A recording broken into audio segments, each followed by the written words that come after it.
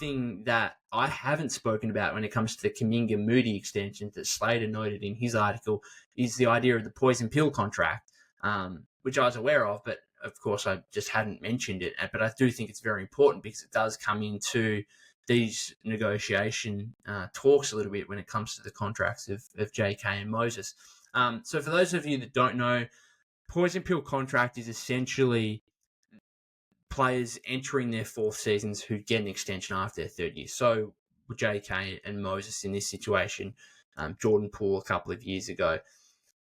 Basically, what happens is that once that extension has been agreed upon, then if you are to trade that player in their fourth year, then the outgoing salary for the team that has the player is only their fourth year contract, but the incoming salary for the team that's taking that player, that's acquiring that player, is their fourth year contract plus the average of their 4 or 5 years on the extension. So to put it simply, if the Warriors, let's say the Warriors agree to a deal with JK that I've said 5 years, 160, right? He's on $7.6 million this season.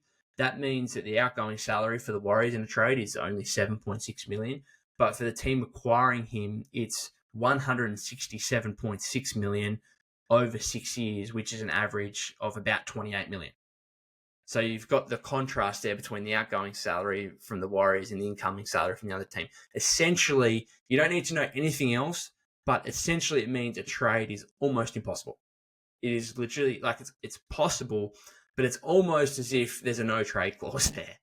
Like once that player signs that contract, it pretty much means they can't get traded until the following offseason, which is what we saw with Jordan Poole.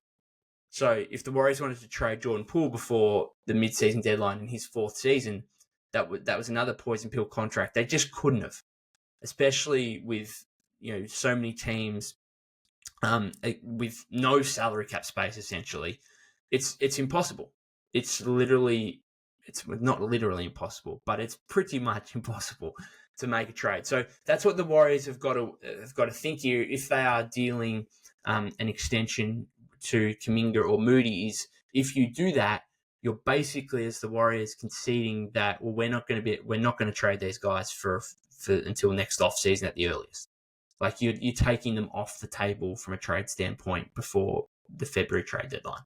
You're conceding that. Now, maybe it's a little bit different with Moses because Moses is you could maybe make a deal work there if he's only making, let's say, an average of $13 million over his extension. So if he's going from 5, 6 to $13 million, then it's obviously the contrast there is not as much, and therefore maybe you could deal him.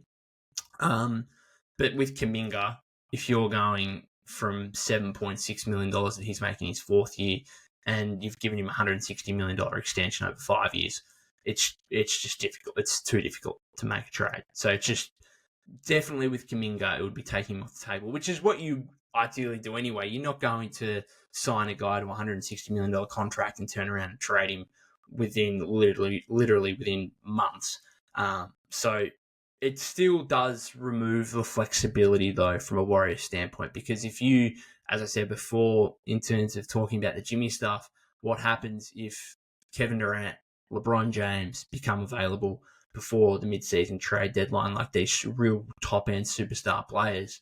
If you don't have Kuminga and Moody as trade assets in that scenario, that could be the difference between you getting that player or not, right?